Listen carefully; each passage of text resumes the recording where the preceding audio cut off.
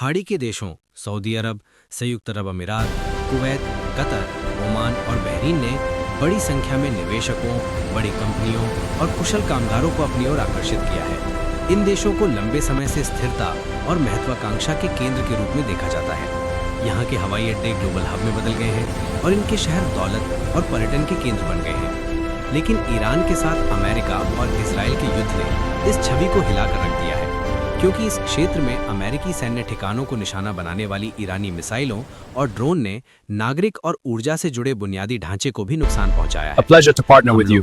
The future is bright. The pleasure is ours. These numbers are outstanding. Indeed, this deal secures our growth to our continued success. खत्म कर दिया है। A pleasure to partner with you. The future is bright. The pleasure is ours. These numbers are outstanding. Indeed, this deal secures our growth to our continued success. लेकिन इस युद्ध ने उन्हें अपनी रणनीति पर फिर से विचार करने के लिए मजबूर कर दिया है। अमेरिका के वॉशिंगटन स्थित think tank middle east institute के एलेक्स वटांका कहते हैं, आप ईरान की ओर से होने वाले हमलों को रोक नहीं सकते, क्योंकि ये देश ईरान के करीब है और ये भूगोल से जुड़ा मामला है। वे कहते हैं ये देश अब इस संघर्ष की चपेट में आ गए हैं। वे एक ऐसे युद्ध के सबसे ज्यादा सामने हैं जो उनका अपना नहीं था, फिर भी उन्हें इसके लिए बहुत भारी आर्थिक कीमत चुकानी पड़ रही है। वे आगे कहते हैं, भले ही ये देश अपनी सारी दौलत रक्षा सुरक्षा पर खर्च कर दें, लेकिन हमने देखा है कि ये देश ईरान के लिए बहुत आसान निशाना है।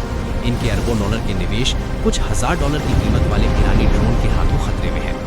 वटांका का कहना है कि इस असंतुलन के कारण बीमा की लागत बढ़ जाती है, लॉजिस्टिक्स से जुड़ी प्रक्रियाएं जटिल हो गई हैं और कंपनियां खाड़ी क्षेत्र में अपने निवेश या मौजूदगी के बारे में फिर से सोचने पर मजबूर हो सकती हैं। संयुक्त अरब अमीरात स्थित think tank Emirates policy centre की अध्यक्ष डॉक्टर इब्तिसाम अल-केदबी का तर्क है कि अगर खाड़ी देश अमेरिका और ईरान के बीच एक मुश्किल संतुलन बनाए रखने की कोशिश करते हैं, तो इसका एक तात्कालिक नतीजा ये होगा कि इन देशों को अमेरिका के साथ सुरक्षा संबंध फिर से स्थापित करना होगा। उनका कहना है कि खाड़ी देशों को तत्काल सुरक्षा आवश्यकताओं के कारण अमेरिका के करीब धकेला जा रहा है और व्यावहारिक तौर पर खामोशी के साथ इजराइल के करीब लाया जा रहा है। हालांकि वो इस बात पर जोर देती हैं कि ये सहयोग व्यावहारिक है, वैचारिक नहीं। उनका कहना है वे युद्ध में और ज्यादा गहराई तक घसीटे जाने, प्रमुख निशाना बनने और रणनीतिक स्वायत्तता खोने को लेकर सतर्क हैं। वटांका चेतावनी देते हैं कि घनिष्ठ सुरक्षा संबंधों की भी सीमाएं हैं, विशेष रूप से खाड़ी देशों की रक्षा करने की अमेरिकी तत्परता के संबंध में। उनका कहना है कि खाड़ी सरकारों ने संघर्ष से बहुत पहले ही अमेरिका को युद्ध बढ़ने के जोखिमों के बारे में चेतावनी दी थी और वे निराश महसूस कर रहे थे। वे कहते हैं ट्रंप ने युद्ध छेड़ने में इजरायली प्रधानमंत्री बिन्यामिन नेतन्याहू का ज्यादा ध्यान रखा और खाड़ी देशों की अनदेखी की। वे जानते हैं कि उनके साथ कभी भी इजराइल जैसा व्यवहार नहीं किया जाएगा।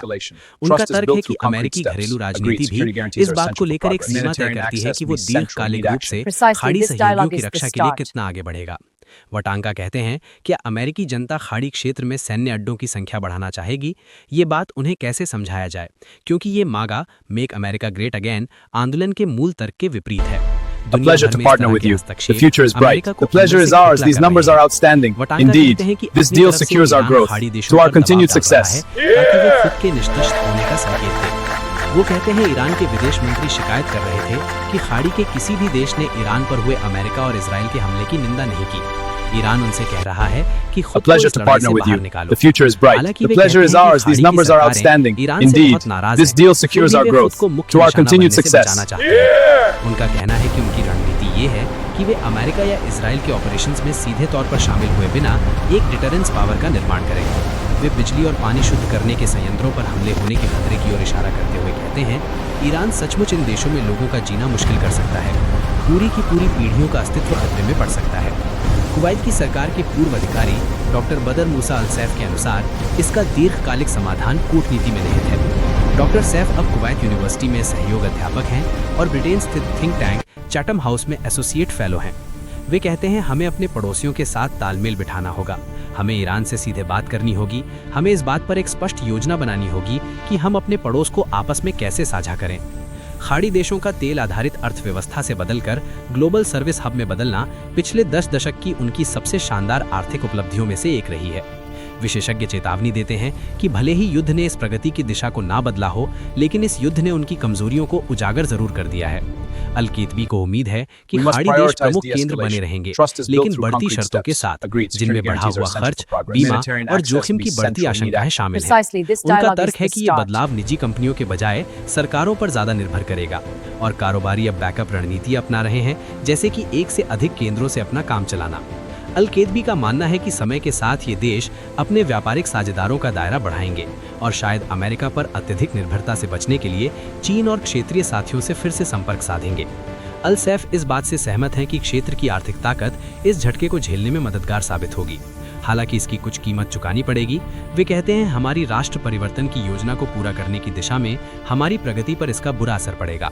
वे बताते हैं कि कतर के रास लफान गैस प्लांट पर हुए मिसाइल हमलों से जो नुकसान हुआ है उसे ठीक करने में कुछ साल लग जाएंगे और मरम्मत के दौरान हर साल लगभग 20 अरब डॉलर के राजस्व का नुकसान होगा। वे कहते हैं, ये तो बस एक छोटा सा उदाहरण है, लेकिन मुझे लगता है कि हमारे पास इतनी आर्थिक क्षमता है कि हम इस चुनौती का सामना कर सकते हैं। इसके लिए शायद हमें अपने कुछ प्रोजेक्ट्स में कटौती करनी पड़े और अपने निवेश की प्राथमिकताओं को फिर से तय करना पड़े। हालांकि कुवैत की सरकार के पूर्व अधिकारी A pleasure to partner with you. The future is bright. The pleasure is ours. These numbers are outstanding. Indeed, this deal secures our growth. To our continued success. मौजूद बड़ी पूंजी हो, साथ ही हमारी कम जनसंख्या और हमारे स्पष्ट लक्ष्य हो, इन सब कारणों से हमारे यहाँ निवेश के ढेरों अवसर हैं।